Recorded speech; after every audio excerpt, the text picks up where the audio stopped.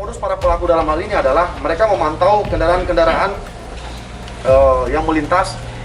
Kemudian setelah mendapatkan sasaran, salah satu pelaku itu yang memang menggunakan sandal yang sudah ada pakunya di bagian jari, itu kemudian mendekati mobil tersebut. Lalu dengan cara tertentu menempelkan paku payung itu di ban mobil. Nah, setelah itu kemudian mobilnya akan dibuntuti sampai berhenti.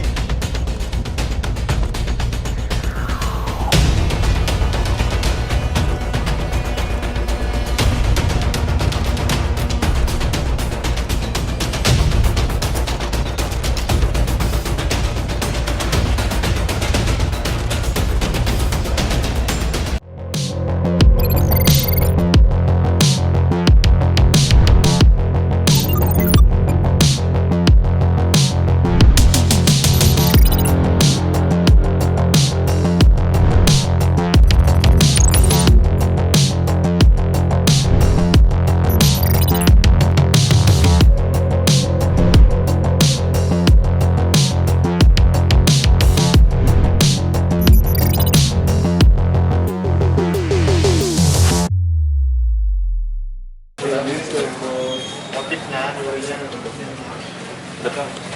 Mana bawa kayak? Bawa kamu mah, buat apa?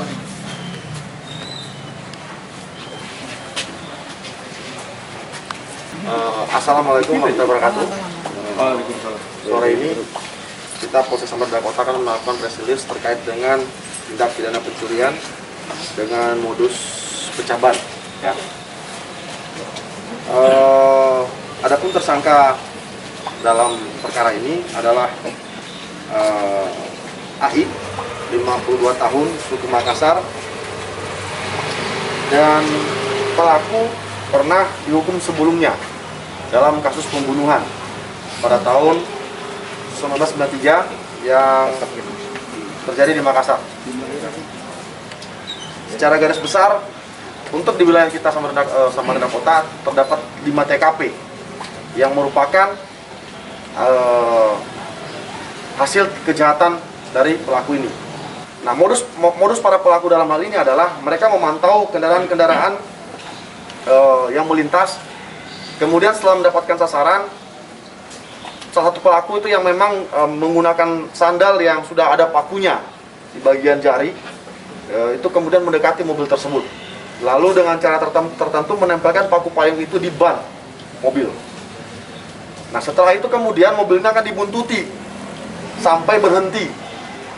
Nah, saat berhenti dan pengemudi mengganti ban yang pecah tersebut, mereka lalu beraksi dengan menggunakan kunci T. Mereka membuka paksa pintu mobil, lalu mengambil barang-barang yang ada di dalamnya. Ya. Nah, dalam modus-modus yang terjadi ini memang para pelaku itu sudah memantau terlebih dahulu. Ya, kendaraan-kendaraan apa yang digunakan untuk mengangkut barang-barang yang cukup berharga. Makanya mereka memantau bisa di daerah pasar, ya, di sana-sana. Kemudian atas perbuatan para pelaku, kita menerapkan pasal 363 KUH pidana, di mana ancaman hukumannya maksimal 7 tahun penjara. Kira-kira demikian dari kita. Mungkin ada pertanyaan? Berapa lama dia operasi, Pak, Samarinda? Untuk di Samarinda ini dia sudah cukup lama ya, sudah ada mungkin sekitar 6 bulan lebih lah.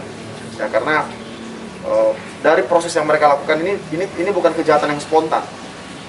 Ada masa pemantauan. Yang terlihat di belakang saya ini adalah salah satu pelaku. Karena kita join penyidikan dengan Jatan Ras Polda, Jatan Ras Polres, kemudian dengan Polsek Pinang. Maka tersangkanya salah satu lagi diamankan di Pinang, ya, karena Pinang juga ada TKP-nya. Ya, jadi mereka itu tim, ada timnya. Dia seringkali melakukan di siang hari, pagi atau malam. Siang. Kalau cenderung mereka melakukan di siang hari, ya, di siang hari. Karena karena modus operandi mereka ini kan tadi memantau pada saat aktivitas masyarakat sedang aktivitas ekonomi sedang berlangsung. Contoh, mereka melihat contohnya ada seseorang yang sedang melakukan transaksi. Ya, di toko atau di mana aja. Nanti begitu mereka terlihat, nah, mereka sudah TO itu.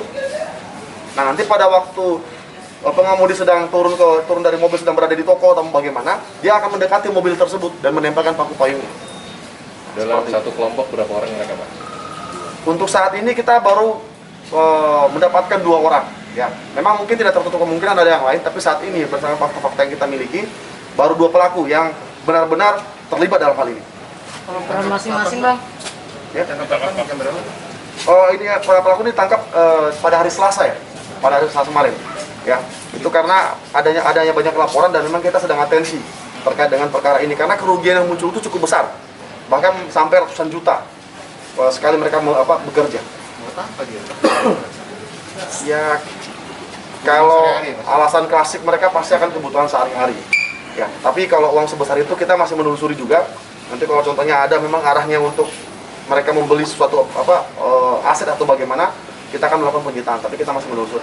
Pelaku ini punya peran masing-masing nggak, Bang? Mereka ini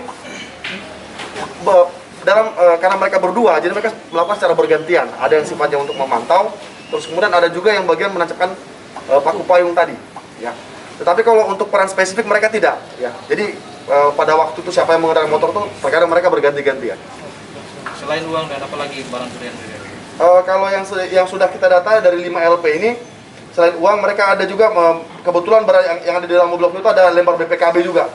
Ada buku BPKB. Ya, Itu digunakan buat? Ya. BPKB itu digunakan buat? Oh enggak, itu mobil BPKB itu ada di dalam mobil. Jadi pada waktu kan mereka kan mengambil, ada BPKB juga di situ. Ya. Kemudian ada juga sempat terambil juga HP Realme pada waktu yang di TKP di Jalan di Yosudarso. Untuk uang yang berhasil diamankan kemarin berapa jumlah? Dan sisanya buat apa? Kalau ini yang kita amankan sementara baru sisa dari dompet ya. Ya ini jadi kalau untuk uang yang sudah mereka lakukan hasil kejahatan setelah kita periksa mereka sudah gunakan. Setelah kita amankan pada waktu kita sedang mencari barang bukti yang digunakan oleh para pelaku nih seperti kunci T dan segala macamnya. Nah di salah satu tempat itu pelaku sempat berusaha untuk melarikan diri. Ya jadi dengan sangat terpaksa kita harus melumpuhkan pada waktu itu. Ya karena pada waktu itu kita dia menunjuk kepada kita itu di area pertengahan sawah, ya, dengan mengatakan bahwa itu alat itu dibuang di sana, kunci T-nya itu, ya. Nah setelah kita sampai di sana ternyata dia malah berusaha melarikan diri di situ. Untuk satu pelakunya lagi dan itu sudah ada dikantongin ke identitasnya. Sudah diamankan. Tetapi karena ini ada 2 TKP, ada 2 polsek yang menangani. Maka satu pelaku lagi di Sungai Pinang. Nanti mungkin juga Kapolsek Sungai Pinang akan melakukan press release sendiri terkait dengan TKP yang di wilayahnya.